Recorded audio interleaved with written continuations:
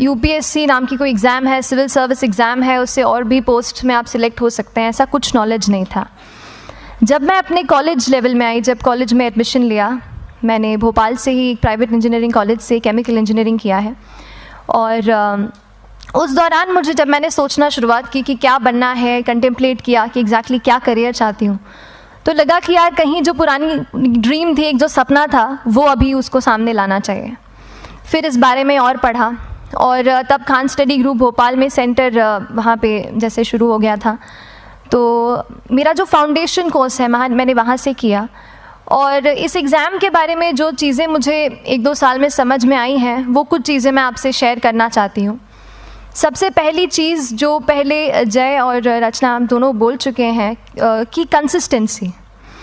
आप अगर दिन में, कई बार हमसे सवाल पूछते हैं कि आप कितने घंटे पढ़ाई करते हैं, तो देखिए घंटे मैटर नहीं करते।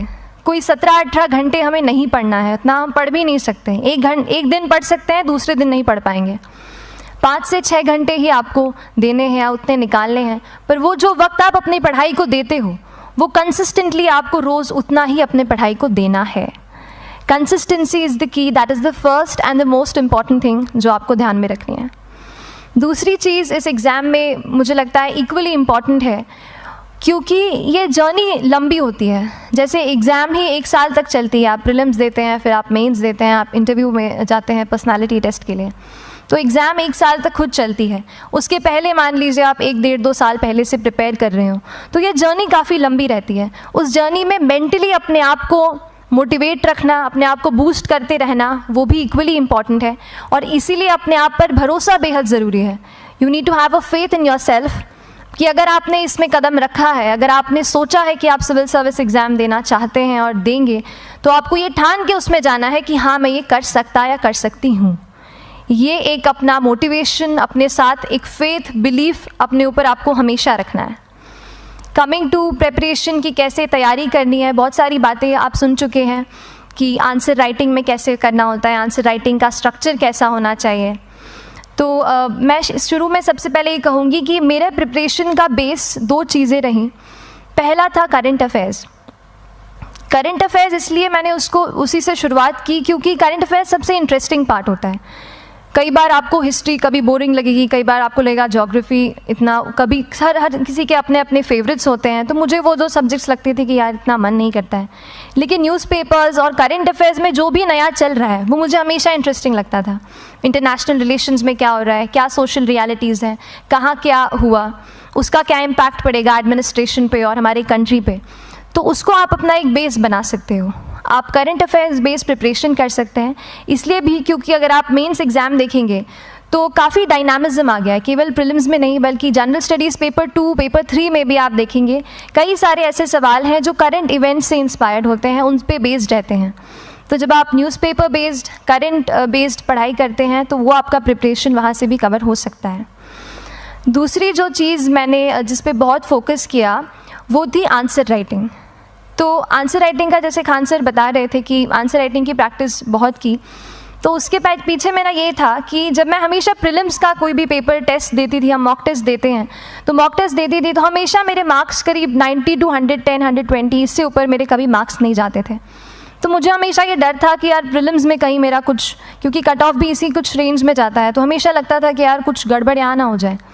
लेकिन जब मैंने आंसर राइटिंग की और मेंस एग्ज़ाम के बारे में जाना, तब मुझे लगा कि आंसर राइटिंग एक ऐसी चीज़ है, मेंस एक ऐसा फेज़ है सिविल सर्विस एग्ज़ाम का जहाँ पे आप अच्छे से तैयारी कर सकते हैं। And if you have written the answers, if you know कि you have covered the points well, if you have included उसमें कुछ आपने facts, international reports, government schemes, आपने कुछ ऐसे उसमें सॉल्व भी डाला है, तो जो रिज़ल्ट आएगा वो सेटिस्फैक्ट्री ही आएगा, अच्छा ही आएगा।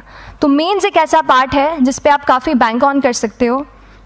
मैं जब पर्सनालिटी टेस्ट भी मैंने दिया, तो इस बार भी आप नंबर्स देखेंगे तो आसपास की रैंक के हिसाब से मेरे नंबर्स उसमें कम हैं, लेकिन it is just the general studies and the answer writing part, जो मेंस के जो वो है मार्क्स हैं या मेंस का जो एक फैक्टर रहा, वो मेरे लिए सबसे ज़्यादा इंपॉर्टेंट डिसाइडिंग फैक्टर रहा है।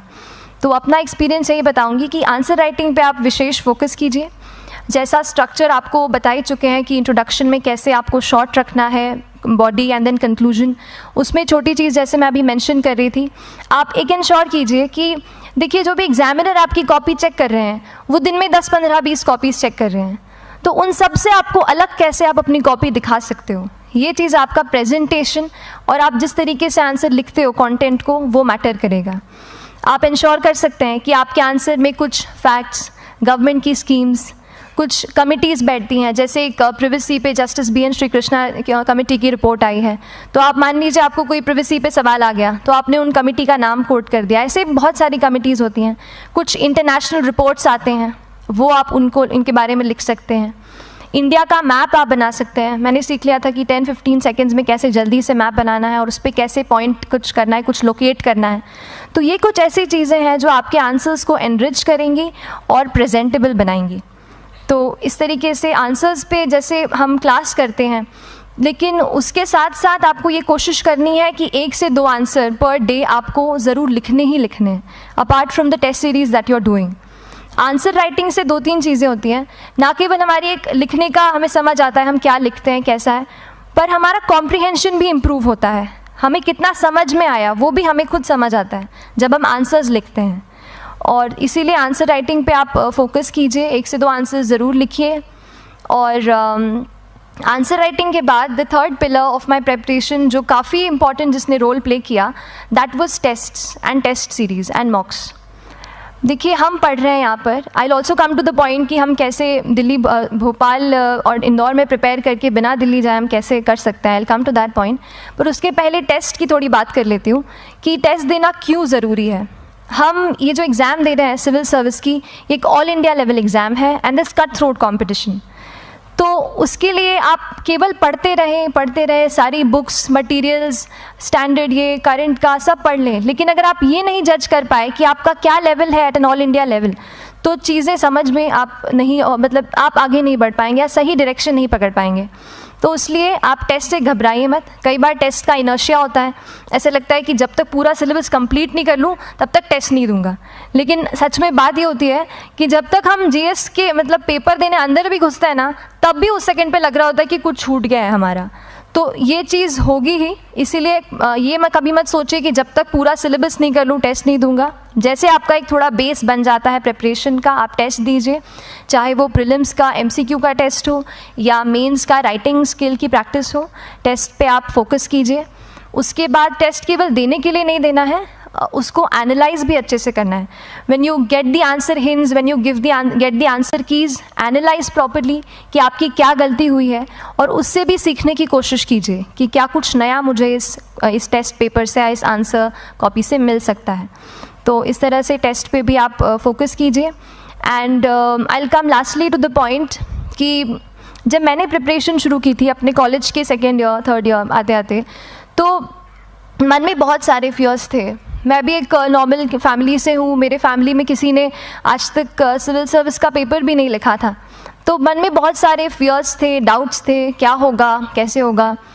तो हो सकता है आपके मन में भी ऐसा हो। और हम जैसे यहाँ रहते हैं, हम सोचते हैं कि दिल्ली जाना तो सबसे ज़रूरी है, उसके बिना तो ये एग्ज़ाम हो ही नहीं सकती। तो उस पर मैं एक चीज़ बताना चाहूँगी कि जैसे KSG जैसे इंस्टीट्यूट हैं, जो फैकल्टी भी हमें वही मिलती है जो दिल्ली में पढ़ा रहे हैं, तो ये एक बहुत पॉजिटिव पॉइंट है कि क्वालिटी का कोई दिक्कत नहीं आएगी।